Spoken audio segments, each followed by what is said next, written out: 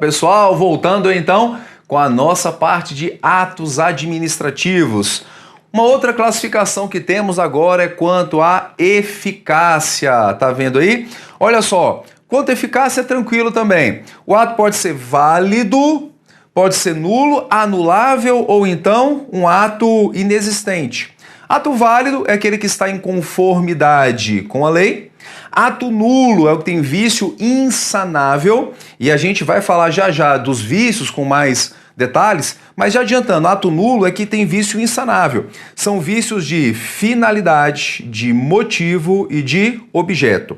Ato anulável é aquele que tem vício, mas pode ser sanado, pode ser corrigido aquele vício, que são os elementos de competência e elementos de forma, que vão gerar ato viciado, mas passível de correção. Fechado?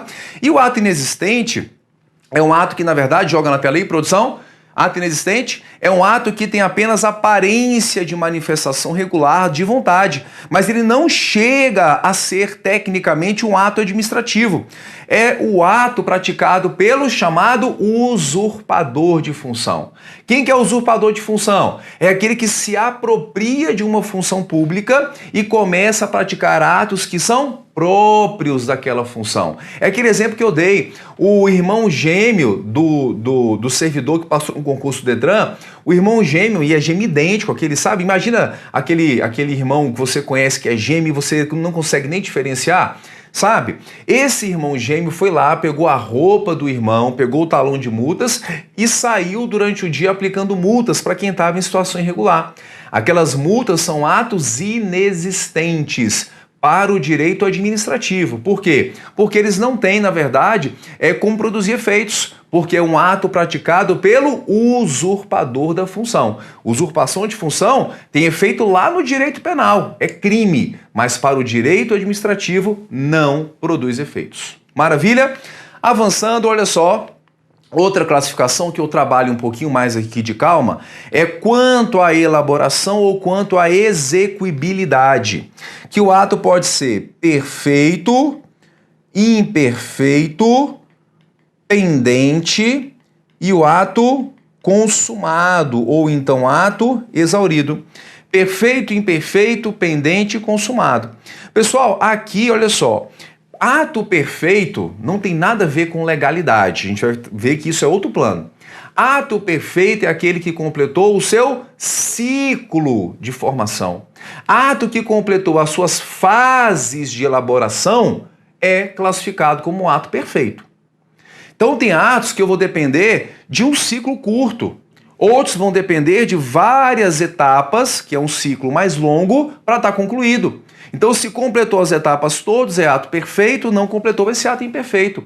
Então, quando eu falo assim, ó, vem comigo aqui, ó, a investidura de ministro do STJ, que vem da vaga da OAB. Então, a OAB, quando for uma vaga para o STJ, que vem da advocacia, a OAB faz uma lista sêxtupla.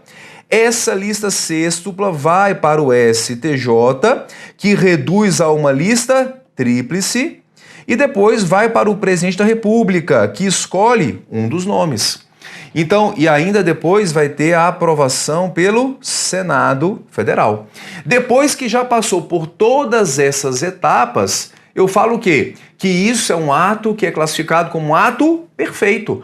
Completou o seu ciclo de elaboração, é o ato perfeito. A legalidade, a validade de cada momento eu não vou analisar agora, mas se completou o ciclo, é ato perfeito. Imagina que aqui em Brasília vai ter no mês de dezembro uma competição de futebol, então de outro esporte, que vão vir vários países, várias delegações. E o Detran criou uma faixa de ônibus no eixo monumental, que tem umas 6 faixas lá, 6 a 7, são várias, separando uma das faixas só para trafegar ônibus das delegações. Então o DF-Trans criou, só que depende, nesse caso ainda, de um decreto do governador ratificando. Então o fato do Detran já ter criado, o ato não estaria ainda totalmente pronto quanto à elaboração. Porque dependeria de uma segunda manifestação de vontade, ratificando aquela vontade principal, para o ato ter o ciclo completo. Aí sim ele seria perfeito. Entende isso aí? Completou o ciclo, é perfeito. Não completou, vai ser imperfeito. E aí a gente vai cair justamente nessa classificação. Olha só, vem aqui para a tela. O que é ato imperfeito? É aquele que não completou o seu ciclo de formação. É um ato que está em processo ainda de elaboração, está passando pelas etapas. É o mesmo exemplo, investidura de ministro STJ, que vem da vaga da OAB, mas ainda está pendente de escolha de um dos 3 nomes pelo presidente da República. Ou então está pendente de aprovação do Senado, está em processo de elaboração, entra como ato imperfeito. E na verdade, olha só, pessoal, cá para nós, o ato imperfeito é um ato que ele não existe ainda. Por quê? Porque eu não posso falar que aquilo é um ato ainda. E os autores fazem a classificação de ato imperfeito só para fazer uma contraposição ao ato perfeito, uma questão de mera didática aqui, pessoal. Mas o ato imperfeito é um ato que não existe ainda, porque ele não completou as etapas. Você vai até uma fábrica de carros, aí você vê a primeira etapa de produção. Tem só o chassi do carro ali, só aquela parte de ferro do carro, que é a primeira etapa. Eu posso falar que aquilo é um carro? Não, aquilo vai ser um carro depois que estiver pronto. Agora, eu estou na fábrica, estou lá na última etapa, vendo o carro ali, ter os últimos ajustes, pronto, tudo concluído.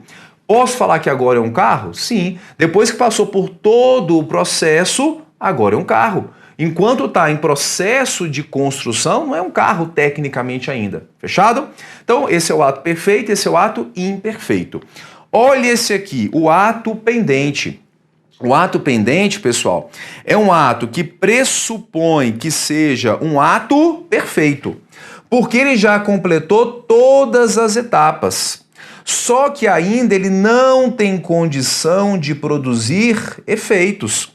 Ele só vai produzir efeitos quando chegar aquele evento futuro, que pode ser o termo ou pode ser a chamada condição. Então, ele já está prontinho, porque ele é um ato perfeito, só que ele está pendente. E só vai realmente produzir efeitos quando chegar o evento futuro. Ou vai ser o termo, ou vai ser a condição. O que é termo? Evento futuro e certo. Isso é chamado de termo. Futuro e certo. Certo? Ok? Exemplo. O exemplo que eu dei, competição que vai ter aqui em Brasília, que o Detran criou uma resolução criando ali uma faixa exclusiva para ônibus das delegações. Mas a competição é em dezembro. Então, nesse caso, olha só, o DFTrans criou a resolução, por exemplo, em julho, mas é só em dezembro a competição. O governador já fez um decreto e aprovou a criação daquela faixa ali. O ato ele é perfeito, completou o ciclo. Só que já está produzindo efeitos? Não. A faixa já foi reservada? Não. Só vai ser reservada quando, hein, pessoal? Quando chegar dezembro, que implementou aquele momento correto, que é o termo que dezembro vai chegar, não tenha dúvida disso, o evento é certo. Quando chegar dezembro, aí sim, uma das faixas que foi estabelecida vai ficar só reservada para ônibus das delegações. O evento futuro e certo chegou, o ato começou a produzir os seus efeitos. Entende isso aí? E a condição é um evento futuro e incerto. Pode acontecer ou pode não acontecer. Isso é uma condição. É um conceito lá do nosso direito civil. Eu trabalho com processo disciplinar e o que acontece? Às vezes acontece de um servidor praticar várias condutas que geram várias infrações e geram vários processos disciplinares que vão tramitar muitas vezes separados, que são infrações que não têm nem conexão. Ou então tem conexão, mas desmembra o processo, nesse caso, por fim de ficar mais fácil a apuração, mas acontece. Servidor, às vezes, pratica infração de enriquecimento ilícito, ato de corrupção, ato de improbidade. Ele tem vários processos que, muitas vezes, só descobre a outra infração depois. E aí tem que abrir um novo PAD. Mas acontece o quê? Descobre uma infração que é sujeita à demissão, abre um PAD. Abre o PAD, é o procedimento, é a condição, para depois vir o ato de demissão. Demissão é um ato do ministro que houve a delegação para ele, ele vai lá e aplica a demissão. Está demitido, já rompeu o vínculo, certo? Já está na inatividade, maravilha. Mas depois descobre uma outra infração sujeita à demissão também. E o que faz? Não vai abrir processo porque ele já foi demitido? Como é que faz então? O que a gente faz lá? A gente abre um novo PAD, faz a apuração normal e no final aplica uma segunda demissão. Ué, Skatolino, como assim ele já foi demitido? Só que aí ela vai ficar pendente. Pendente de quê? A demissão vem assim, fica o servidor fulano de tal demitido. No entanto, esta demissão só vem a produzir efeitos, só vai ser realmente efetivada caso a primeira demissão do processo que a gente vai especificar venha a ser anulada. Porque se a gente não abre um segundo PAD, pode acontecer o seguinte, o servidor entra na justiça, eventualmente consegue a anulação da demissão e ele vai ser reintegrado. E aí se eu não abrir o segundo PAD, como é que faz? Ele vai conseguir voltar. Uma pessoa que não deveria vai conseguir voltar, porque ele tem várias infrações. Então a gente abre um segundo PAD, faz uma segunda demissão, só que fala, está demitido. No entanto, essa decisão não produzirá efeitos a não ser que a primeira demissão venha a ser anulada. É a condição para que esse ato produza os seus efeitos, que pode acontecer ou pode não acontecer. Você entende isso aí? Entende? Maravilha, então. Então isso é um ato pendente. E o ato, por fim, que é o consumado exaurido, é um ato que já produziu todos os seus efeitos. Ele já se consumou e já acabou que se extinguiu pela própria consumação, é uma extinção natural do ato. Então eu falo assim, chefe, eu queria tirar férias para o mês de julho. Gustavo, ok, pode tirar férias em julho. Viajei 30 dias de férias em julho, vamos imaginar que eu consegui viajar 30 dias, hein, pessoal? Isso é cada dia mais difícil. Olha, eu lembro quando eu entrei no STJ, isso foi lá em 2004, entrei no STJ, eu trabalhava de 2 a... Lá tinha um horário livre, eu era de 1 às 7, ou então de 2 às 8, tinha essa liberdade.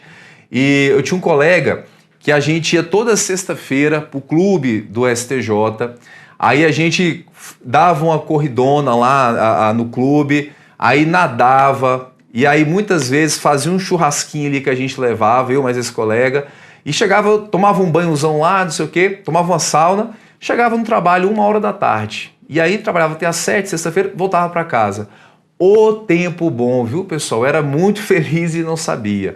Hoje eu sou feliz, mas naquela época lá eu tinha tanto tempo disponível que eu não imaginava que eu não fosse ter hoje mais. Eu já dava aulas em 2004, mas assim, não era a intensidade que eu tenho hoje. Eu não tinha os meus livros para estar atualizando. Hoje eu tenho que pegar férias para atualizar meus livros. Eu não tinha a quantidade de filhos que eu tenho hoje, eu só tinha um filho só, então era tranquilo. Hoje eu tenho 4 filhos, pessoal. Imagina só você criar 4 filhos, você ter 4 filhos, tem que trabalhar bastante. A organização da casa, a gestão da casa é difícil. Imagina só, eu tenho um de 14, o mais velho, de 5 anos é o mais novo. Você organizar a logística disso tudo, pessoal, é complicado. Eu e minha esposa, a gente tem que se desdobrar e muitas vezes aí em 1000 para dar conta, mas acho que a gente está dando conta sim e vai dar tudo certo, pessoal. Então, tirei férias de 30 dias. Aí quando eu volto de férias, meu chefe fala assim, Gustavo, suas férias estão revogadas. Eu falo, chefe, como é que você vai revogar as férias se eu já gozei as férias, já fiquei 30 dias fora, já saí, já fui para o descanso, já voltei. Então, o ato que defere férias, a portaria que defere férias, já se consumou porque produziu seus efeitos. A extinção natural é um ato consumado, então ato exaurido. Fechado? Olha só, pessoal, vamos avançar então? Olha aqui, ponto importante aqui agora, ó. Pessoal, temos aqui ato perfeito, válido e eficaz. E vem para cá comigo. Nós podemos ter várias classificações. Ato perfeito, válido e eficaz. Ato perfeito, inválido e mesmo assim eficaz. Ato perfeito, inválido e ineficaz. A gente só não pode ter uma classificação. Qual que é? Qual a classificação que aqui não é possível, pessoal? qualquer classificação que começa com ato imperfeito não vai caber. Por quê? O ato imperfeito é um ato aqui, ó, inexistente. Se o ato é imperfeito, eu não tenho a condição de analisar a validade dele e não vai ter condição de produzir efeitos também. Então, um ato imperfeito não tem como você conjugar com as demais. Fechado? Mas todas as outras eu posso ter. Então, perfeição tem a ver com analisar a validade, a perfeição analisar as fases, validade é analisar a conformidade com a lei e a eficácia analisar a produção de efeitos. Ato que está ou tem condição de produzir efeitos é um ato que é um ato considerado eficaz. E eu já vou falar da publicação já já. Olha só, então, aquele exemplo, Detran fez uma resolução dizendo, olha, vamos imaginar, a gente está em julho e é para dezembro a resolução. Detran fez a resolução reservando faixa de ônibus para as faixa de trânsito para ônibus das delegações. Detran fez, governador fez um decreto aprovando. Esse ato é perfeito? É. Por quê? Porque completou o ciclo. Esse ato é válido se tudo está de acordo com a lei, o ato é válido. Esse ato hoje já seria eficaz? Não. Por quê? Porque só quando chegar um mês determinado, que é dezembro, a faixa vai ser efetivamente reservada. O ato já existe, ele é legal, mas não está ainda produzindo os efeitos. É um ato que é um ato ineficaz, certo? Aquela segunda demissão a um servidor que já foi demitido. Vamos imaginar. Aqui a demissão é um ato simples, quem faz é o ministro de Estado, então completou essa é a fase necessária, um ato perfeito, teve um processo disciplinar válido, né, tudo de acordo com a lei, o ato é válido, só que ela ainda não vai ser eficaz, a não ser que a primeira demissão venha a ser anulada, que é aquela condição que a gente falou. Então, se houve a anulação da primeira demissão, o ato vai começar a ter eficácia, que vai de novo demitir, vai romper o vínculo dele. Mas, se a primeira demissão nunca for anulada, esse segundo ato nunca vai começar a ter a sua eficácia. Então, a gente tem várias combinações. Vamos imaginar a investidura de ministro do STJ tem que ser uma pessoa que tenha mais de 35 anos de idade. Vamos imaginar que um advogado que tem 25 anos, tem 21 anos de idade, estava na lista e passou por todas as etapas. O advogado está na lista e ele foi aprovado, inclusive, pelo Senado. O nome dele é um ato perfeito? Sim, porque completou as etapas de elaboração, é isso que eu vou analisar. Agora, é um ato válido? Nesse caso, não. Por quê? Pessoa que não tem aquela idade que exige a Constituição não pode ser ministro do STJ. Mas esse ato pode ser eficaz? Sim. Se a pessoa realmente for investida na função, o ato vai estar sendo eficaz. Perfeito e inválido, porém um ato eficaz. Entende isso aí, pessoal? Certo? E a publicação, pessoal? Olha só. Quanto à publicação, a gente tem uma certa divergência, mas prevalece na doutrina e também nas provas que quando o ato exigir uma publicação como etapa final, isso vai ser, na verdade, uma condição de eficácia. Se é exigida a publicação, que é a divulgação na imprensa oficial, os autores entendem que isso vai entrar como condição de eficácia. Enquanto não houver a publicação, o ato não terá condição de ter eficácia. É isso que prevalece. Você até vai encontrar uma ou outra questão colocando que é etapa de formação. Tem autor que fala isso, inclusive. Mas tem prevalecido ainda que isso é condição de eficácia a publicação na imprensa oficial quando ela foi exigida por lei. Maravilha?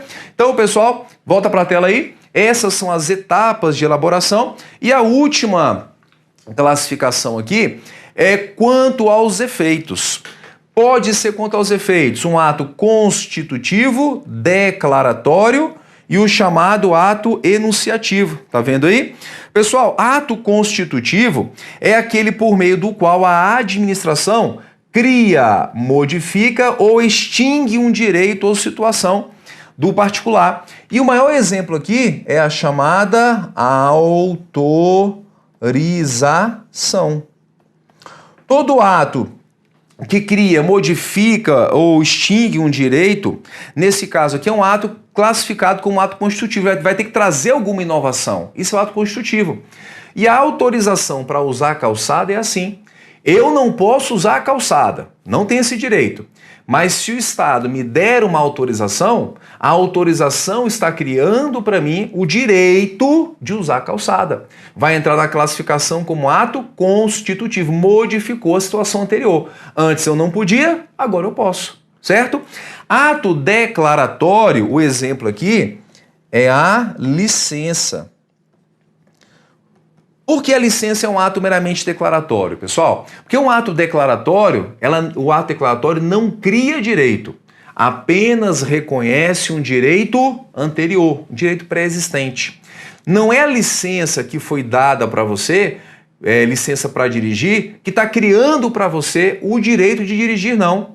Você já tinha o direito de dirigir quando você preencheu todas as condições. Tinha idade, passou no psicodoido, passou na prova prática, passou em todos os testes. Você já tinha o direito de dirigir, só que você não podia exercer o direito porque dependia de um reconhecimento formal da administração. E ela faz mediante a licença. E a licença é assim, olha, Gustavo, toma aqui a licença para dirigir, porque você realmente preencheu as condições. Mas você só pode começar a dirigir quando você tiver a licença, que é a sua carteira de motorista. Então não é a licença que criou o direito para você. Ela só reconheceu formalmente. É um ato meramente declaratório de um direito anterior. Fechado? E o ato enunciativo são aqueles atos classificados como atestados, certidões, pareceres. São atos em que a administração ela só dá alguma opinião, que é o caso do parecer, quando ela for consultada, ou então atesta e certifica fatos, certidão e atestado. Entram na categoria de atos enunciativos, ok? Então, olha só, pessoal, a gente vai finalizar esse bloco aqui, vem cá comigo, e a gente vai avançar no bloco seguinte falando da extinção de atos administrativos, que é o ponto mais importante da aula de hoje. O que é caducidade, o que é cassação, o que é contraposição, o que é revogação e o que é anulação. Questão de prova, certeza, te vejo no bloco seguinte, vem comigo.